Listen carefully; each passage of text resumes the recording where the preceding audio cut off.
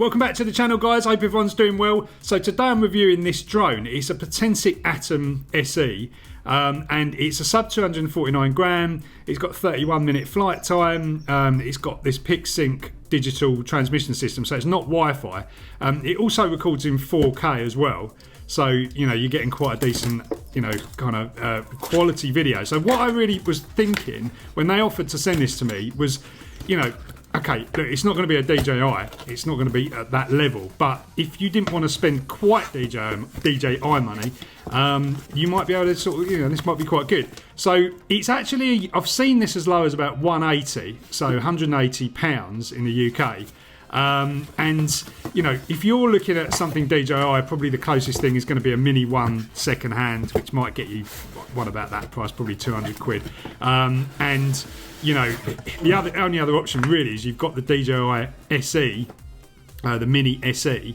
But look at this, guys, it's really nice, this bag that they kind of give you.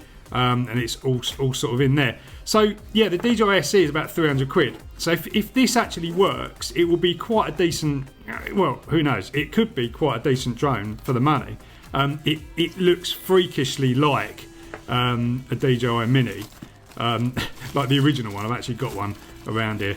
But yeah, you can see the drone here. Now you can see the gimbal on here. It's actually like a one-axis gimbal, so it's not like, you know, like a sort of, you know, 2 or 3 axis gimbal. This is the controller. You know, looks quite neat. Overall, the quality of the build is pretty nice. It's actually not bad at all. What we've got here, this is like just a strap for the bag. And you know, as standard, you sort of get a couple of batteries. So you're actually getting 2 batteries, which you'd normally have to pay quite a lot more for if you know, went for a fly more combo on the DJI stuff. Other bits and pieces in the bag, like spares, I should imagine, and yeah, cables, propellers, little screwdriver to obviously do the props, instructions, some other bits and pieces, lots of different cables. So you can use this with iPhone, you can use this with your Android devices, and this controller actually kind of pulls apart, so you can fit quite wide, you know, basically smartphones in there, all of the kind of modern smartphones. So let's kind of get this all kind of out and kind of up and running, and see if we can, yeah, see if we can get it flying as quick as possible. Right, so here's the drone. So you can see it kind of unfolds exactly like the DJI stuff. You know, tried and tested design. There's no reason to change that. And yeah, generally quality looks pretty good. You know, you can see the one-axis gimbal is basically just like a kind of servo-controlled camera gimbal on there, so you know, nothing fancy. On-off button on the bottom, and you've got a couple of sensors there. You've also got like an SD card slot as well. So controller, this is a controller. You just pull out those kind of antennas. So it's nice that it's got external antennas, because obviously, you know, that's going to help the signal penetrate a little bit better. This is actually like not Wi-Fi, so you know, whereas the original Mini 1 was kind of like a Wi-Fi based system, this is supposed to be not, and the range is supposed to be a lot better, but we'll test it out. Battery, it looking okay on the controller, and the gimbals feel nice, you know, actually not bad at all. And when you've got your phone in there, it's going to be a lot wider, so I wonder how that's going to feel. But you know, because the sides of this actually kind of pull out. There's the USB socket for the phones. We'll just fold that back down. Right, so what I'm going to try doing, because you need to activate these batteries first, and you do that by plugging in a charger. Nice thing is they can work off of a kind of a portable charger, so we can see. I'm always interested to see how much current these things draw, to see if they are actually fast charging. These are not fast charging like on a USB power delivery, unfortunately. You know, the latest Mini 3 DJI drone does do that, but you're obviously paying a fortune for that. So you know, these will charge fairly fast, but you know, you can see a little red light on there. You know, but you're basically like USB kind of power, 2 amps. You know, so like, what is it, like 10 watts or something like that. So it will take they probably will take a little while to charge, and we haven't got a lot of battery in the tank as standard, so we are probably going to have to charge them. But I'm going to just give this a brief test once I get all of this stuff off, all this protective foam and stuff like that. But you can see there the gimbal, pretty basic kind of gimbal. It's not doing any stabilisation, I don't believe. It's all digital stabilisation on this. Right then, straight into flying. I've literally just fired this up, turned it on, it's all connected, and we are taking off. And it's hovering in a tight space using its optical flow stabilisation. Look, no hands. Pretty amazing, guys. I've got to say, this is good. For like a cheap drone, this is actually working pretty well. Okay, so we better install the app because you're not going to get the full features of this without the app. So the app is Potensic Pro. I'm on Play Store here. Obviously get it on iPhone as well on the App Store. So it takes a little while and then you just basically open it and then you get this kind of like user agreement thing. Now you do have to register, which I don't always agree with this stuff. More of your information going out there. But anyway, once you've done that, you get access and then you can sort of start to set it up. So it starts by just basically saying, you know, turn on the remote control, connect it with the little patch lead that you get. Pretty straightforward. Once that happens, it just goes through the process of just connecting and you've got to say okay to a bunch of stuff. Then it says basically turn on the drone, insert the battery and get everything going there. And then you get some more permissions stuff saying about, you know, device location. It's pretty normal really for GPS drones because it wants to access maps. When you finally get through all that stuff, you're in this. Now this is a screen grab of my screen. It's not the highest resolution because it didn't record at the right orientation. So it's a lot better you know, in real life. But actually the latency is really good. It's pretty low. I mean, this is quite close. We're quite close proximity. Normally, latency gets worse as the drone gets further away from you. But off the bat, it's not a bad experience. It's actually pretty good for this sort of level drone. So yeah, there's the gimbal doing its actions, and you know, it's smoothish. Not the smoothest thing in the world, but it is kind of like a mechanically driven. I don't know, it must have some gears in there or something because it does make a little noise. Okay, let's get this outside. Now, we haven't got a lot of battery. We've got 26% because I haven't charged it fully. It shouldn't matter. It's just not going to have much flight time. Yeah, it starts by asking you to calibrate, which I will do. I won't bore you with this steps. It's pretty straightforward to do it. And then we'll dive into some more settings. So I'm just going to check some safety settings just to make sure things are in the right place. I'll leave it in, hang on, beginner mode's not actually on, that's okay. Well, normal. So altitude limitation, I'm going to bring this down to literally 50 feet for now. I can't actually set it, 52 feet, that's fine. Distance limitation, I'm going to take it down to 100 feet as well, just for a starting point, just to make sure that it's not going to, 85 will do. All I want to do is literally just hover this, and then let's see what some of the other settings are. We've done the calibration, that should be okay. We've got left stick up, down, turn left, turn right, forward, backward, that looks okay. And then we've got this is quite nice, they're actually giving you a proper readout, so it's actually got proper telemetry. Wow, this is very DJI like. Battery capacity 594, and that's going down, so that's pretty cool. It's nice to see that. Hardware decoding, not sure why that would be off. I'm pretty happy with that. I'm actually going to try and give it a little go. So the gimbal, it's not even really a gimbal because it's not got hardware kind of stabilization, so the gimbal doesn't, you know, the camera doesn't kind of adjust as you tilt it up and down. But I will say, actually, on first impressions, it looks pretty good. It's not crazy shaky. I'm shaking the hell out of that drone, and it's actually kind of doing some sort of, I don't know if that's kind of digital stabilization. Latency doesn't seem too bad. I don't think it's that much worse than any other kind of, you know, DJI drone. Let's give it a go. So both sticks inwards.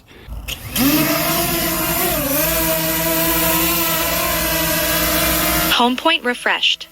Okay. So it's kind of circling around a little bit.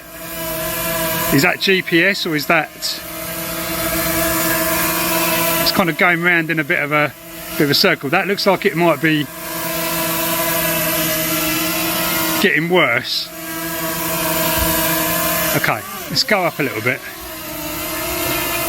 He's wandering around a little bit.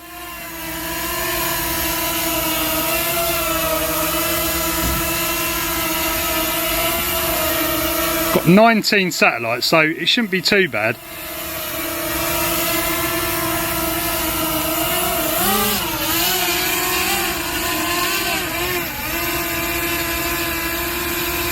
It's a bit more stable up there.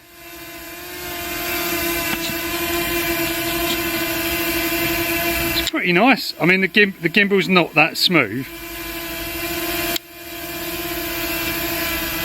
but that is producing a pretty good result.